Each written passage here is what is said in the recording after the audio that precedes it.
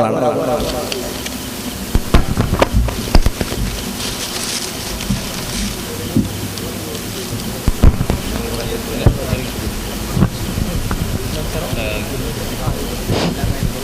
അസ്സലാമു അലൈക്കും.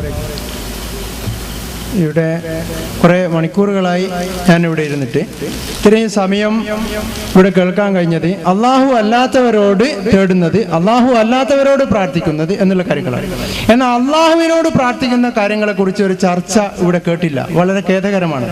അതുകൊണ്ട് എനിക്ക് ചോദിക്കുവാനുള്ളത്, അള്ളാഹു അല്ലാത്തവരോടുള്ള ഈ തേട്ടം അത് നിർബന്ധമാണോ ഒരു സുന്നിക്ക്?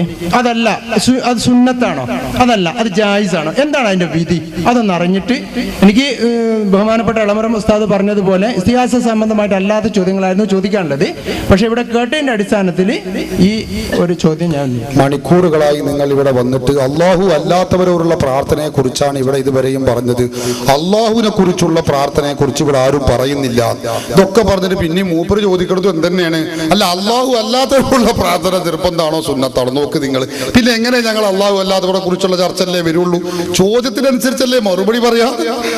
നിങ്ങൾ ചോദിച്ചതിലുള്ള അബദ്ധം മനസ്സിലാക്കി തരാണ്. ഇവിടെ ഞാൻ ഒരുപാട് സമയമായി വന്നിട്ട് അള്ളാഹു അല്ലാത്തവരെ കുറിച്ചുള്ള ചോദ്യവും അതിന്റെ പ്രാർത്ഥനയെ കുറിച്ചാണ് നിങ്ങൾ ഇവരും പറഞ്ഞത്. അത് ശരി, അള്ളാഹുവിനോട് ചോദിക്കുന്നതിനെ കുറിച്ച് വരെയും പറഞ്ഞില്ല.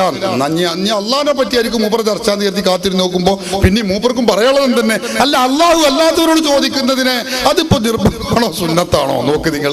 ഇങ്ങനെ തന്നെ ചോദ്യത്തിനനുസരിച്ചാണ് ഞങ്ങൾ മറുപടി. അല്ലാതെ ഞങ്ങൾ പഠിച്ചത് പാടുക എന്നുള്ളത് മുജാഹിദ് ചെയ്യുന്നത് പോലെ ഞങ്ങൾ ചെയ്യാറില്ല.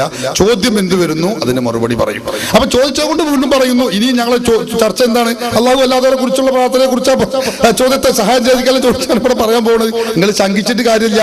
അല്ലെങ്കിൽ പിന്നെ ഞാൻ നേരത്തെ പറഞ്ഞ മാതിരി ഇങ്ങനെ പോകണം, ചോദ്യവും ഉത്തരവും വേറെ വഴിക്ക് പോകണം. അത് പറ്റൂലല്ലോ. അപ്പൊ അതുകൊണ്ട് വീണ്ടും അതന്നെ പറയുന്നു, അള്ളാഹു അല്ലാത്തവരോട് പ്രാർത്ഥിക്കൽ എന്നാണ് നിങ്ങൾ പറഞ്ഞത്.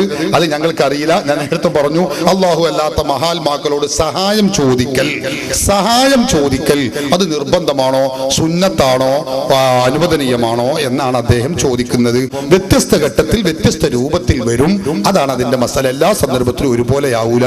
ചില ഘട്ടത്തിൽ അത് നിർബന്ധമാവും, ചില ഘട്ടത്തിൽ അത് സുന്നത്താകും. ഇങ്ങനെയാണ് അതിന്റെ മസല.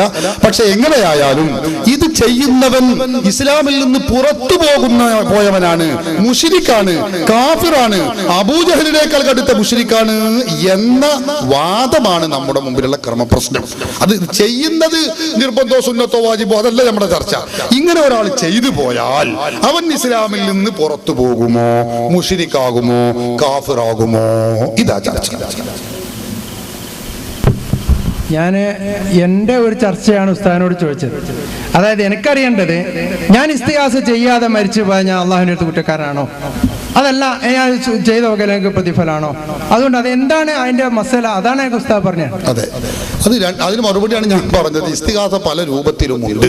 നിസ്കാരത്തിൽ ചില ഇസ്തിഹാസകളുണ്ട്, അത് നിർബന്ധമാണ്. അത്തഹിയ്യാത്തിൽ നമുക്കറിയില്ലേ, നബി സല്ലല്ലാഹു അലൈഹി വസല്ലം തങ്ങളെ വിളിക്കൽ അസ്സലാമു അലൈക അയ്യുഹൻ നബിയ്യു എന്ന് പറഞ്ഞ് വിളിക്കൽ നിർബന്ധമാണ്. അതൊരാൾ ചെയ്യാതെ മരിച്ചുപോയാൽ കുറ്റം തന്നെയാണ്, സംശയമില്ല. അതുപോലെ ഹജ്ജിന് ചെന്നാൽ നേരത്തെ പറഞ്ഞു, ഇമാം നവവിയുടെ ഇബാറത്ത് വായിച്ചു, സുന്നത്താണ്.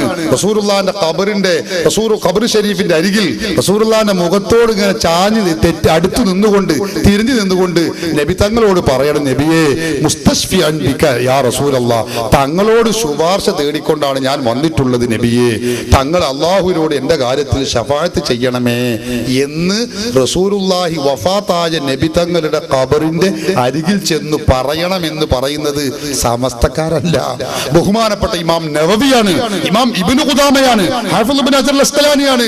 ലോകത്ത് ഖുർആൻ പഠിച്ച പണ്ഡിതന്മാരാണ്. അവർക്ക് ആർക്കും ഇത് ഇസ്തിഹാസ ശിർക്കാണെന്നോ ഹറാമാണെന്നോ നരകത്തിൽ പോകുന്ന പരിപാടിയാണെന്നോ കാഫിറാണെന്നോ അവരാരും പറഞ്ഞിട്ടില്ല. 4 മുജാഹിദ് ആഫീസിലുള്ള മൗലവിമാർക്ക് മാത്രമാണ് ഈ സത്യം തിരിഞ്ഞിട്ടുള്ളത് എന്ന് പറഞ്ഞാൽ എന്തുമാത്രം അബദ്ധമാണിത്. ലോകത്തുള്ള ബഹുമാനപ്പെട്ട ഇമാം ബുഖാരി മുതലുള്ള ഇമാം മുഹദ്ദിസുകൾ, ഇമാം മുസ്ലിം, അങ്ങനെ പോകട്ടെ, ഇമാം ബൈഹഖി, ഇമാം നവവി, ഗസാലി, ഇമാമുൽ അർമൈൻ, എല്ലാവരും ചെയ്ത വിഷയമാണിത്. ഇതൊക്കെ ഞാൻ നേരത്തെ പറഞ്ഞതിൽ പറയപ്പെട്ടതാ. 100 നിന്നോടത്ത് പറയാനുണ്ടെന്ന് ഞാൻ നേരത്തെ പറഞ്ഞിരുന്നു. അതിന്റെ ഭാഗമാണ് ഇതൊക്കെ. അത് പിന്നെ ചോദ്യത്തിൽ വരാത്തത് കൊണ്ട് പറഞ്ഞിട്ടില്ല. ഏതോ ആവട്ടെ സഹോദരന്മാരെ, എല്ലാവരും ചെയ്തതാണ്, അതൊക്കെ സുന്നത്തുമാണ്. അപ്പൊ അതുകൊണ്ട് തന്നെ ഇനി നിങ്ങൾ ചോദിക്കുന്നത് എന്താ, അതൊന്നും ചെയ്യാതെ ഞാൻ മരിച്ചാല് അത് പ്രശ്നമാണ്. ഇങ്ങനെ നിസ്കരിക്കാതൊക്കെ നിങ്ങൾ ചെയ്താല്, നിസ്കാരത്തിലുള്ള ഇസ്തിഗാസൊക്കെ മാറ്റിയിട്ട് റസൂലുള്ളാഹിന്റെ വിളിയൊക്കെ മാറ്റിയിട്ട് നിങ്ങൾ മരിച്ചു പോവാണെങ്കിൽ കുറച്ച് പ്രശ്നം തന്നെയാണ്, ബുദ്ധിമുട്ട് തന്നെയാണ്. അതല്ലാതെ നിങ്ങളെ ചോദ്യം ഞാൻ ഇപ്പൊ കുതുബിയ്യത്ത് അല്ലാതെ യാ ഗൗസു യാ മുഹയ്യിദ്ദീൻ അബ്ദുൽ ഖാദിർ ജീലാനി എന്ന് ചൊല്ലാതെ ജനം മരിച്ചാലോ, അത് അള്ളാഹുവിന്റെ അരികിലാണ് നിങ്ങളെ കാര്യമുള്ളത്. അള്ളാഹു നിങ്ങളെ നന്നാക്കി തരട്ടെ. പക്ഷെ നിങ്ങൾ കാഫിറാത്ത് പറയാൻ ഞങ്ങൾക്ക് യാതൊരു ധൈര്യവുമില്ല. പക്ഷെ ഒരു കാര്യമുണ്ട്, അങ്ങനെ ചെയ്യുന്ന ആളുകൾ കാഫിറും മുശ്രിക്കും ആണ് എന്ന് കരുതിയിട്ടാണ് നിങ്ങൾ ചെല്ലാതെ കുതുബിയ്യത്ത് ചെല്ലാതിരിക്കുന്നതെങ്കിലും, എന്നിട്ട് ചെയ്യുന്നവർ മുശ്രിക്കാണ് കാഫിറാണ് എന്ന് വിശ്വസിച്ചുകൊണ്ട് ചെയ്യാതെ നിങ്ങൾ മരിക്കുകയാണെങ്കിലും നിങ്ങളുടെ കാര്യം മഹാകഷ്ടാണ്. അള്ളാഹു നിങ്ങളെയും രക്ഷപ്പെടുത്തുമാറാവട്ടെ. പിന്നെ നേരത്തെ ഇവിടെ ഒരു SSF കാരനെ തന്നെ ചട്ടം കടിച്ചു കൊണ്ടുപോയിട്ട് ഇവിടെ മുമ്പ് ഒരു പറഞ്ഞല്ലോ, അതായത് ഞാൻ മുജാഹിദേനും പിന്നെ ഇതാ ഞാൻ സുന്നിയായിക്ക് അല്ല എന്നൊക്കെ പറഞ്ഞല്ലോ. അപ്പോ ഞാൻ പറഞ്ഞത് എനിക്കറിയില്ല, മുജാഹിദിന്റെ പ്രവർത്തകനല്ല. അല്ലെങ്കിൽ പിന്നെ SSF അറിയണമെങ്കിൽ നിങ്ങൾക്ക് ആളെ അറിയണ്ടേ? ഞാൻ പറയാം, അത് സംബന്ധം അല്ല, ഞാൻ പറഞ്ഞു തീരട്ടെ. അല്ല, ഞാനിവിടെ വന്നിരുന്നിട്ട് രണ്ടാമത്തെ ചാൻസ് എനിക്ക് തരാതെ 3ാമത്തെ ചാൻസ് നിങ്ങൾക്ക് എന്ന് പറഞ്ഞു ഞാനിരുന്നു. പക്ഷേ 3ാമത്തെ ചാൻസ് നിങ്ങൾ അയാൾക്ക് കൊടുത്തു. അത് എന്നോട് ചെയ്ത അനീതിയല്ലേ? ഞങ്ങൾ ചാൻസ് കൊടുക്കണില്ല. അല്ല, എന്നോട് പറഞ്ഞില്ല. ഇവിടെ നിൽക്കുന്ന ഇയാൾ പറഞ്ഞു നിങ്ങൾക്ക് 3ാമതാണ് ചാൻസ് എന്ന് പറഞ്ഞു. അല്ല, ഇവിടെ അല്ല, എന്നോട് പറഞ്ഞു നിങ്ങൾക്ക് തരൂല. അവരോട് ചോദിക്കണം. അത് എന്താന്ന് വെച്ചാൽ അവർ നേരത്തെ പറഞ്ഞതുമായി ബന്ധപ്പെട്ട ഒരൊറ്റ മിനിറ്റിന്റെ ചോദ്യം ആയതുകൊണ്ട് അതിന് അവസരം കൊടുത്തതാണ്. അതൊന്നും കുറ്റപ്പെടുത്തേണ്ടതല്ല. നിങ്ങൾ അങ്ങനെ അതൊന്നും വലിയൊരു ആനത്തലയുള്ള വിഷയമായിട്ട് പറയല്ലേ. അതുകൊണ്ട് മുജാഹിദ് പ്രസ്ഥാനം ഒലിച്ചു പോകില്ലല്ലോ.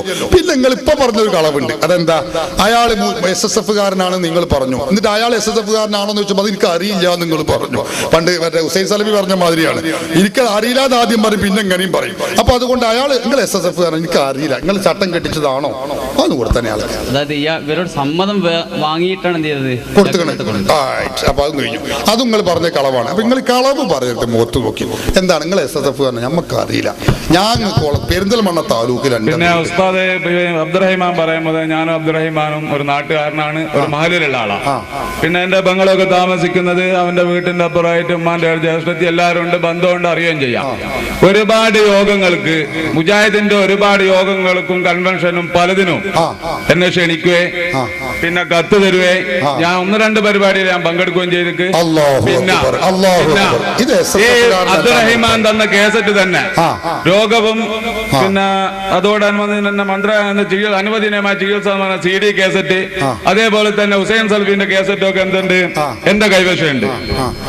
അത് ഞാനൊരു മുജാഹിദിന്റെ പ്രവർത്തകനെ അങ്ങനെ കല്യാണ വീട്ടുകളിൽ നിന്നും പിന്നെ അതേപോലെ ഞാൻ ക്ലാസ് എടുക്കാനൊന്നും പോയിട്ടില്ല. കാരണം അതിന് മാത്രം വിവരങ്ങളൊന്നും എനിക്ക് ഇല്ലാത്തത് കൊണ്ട്.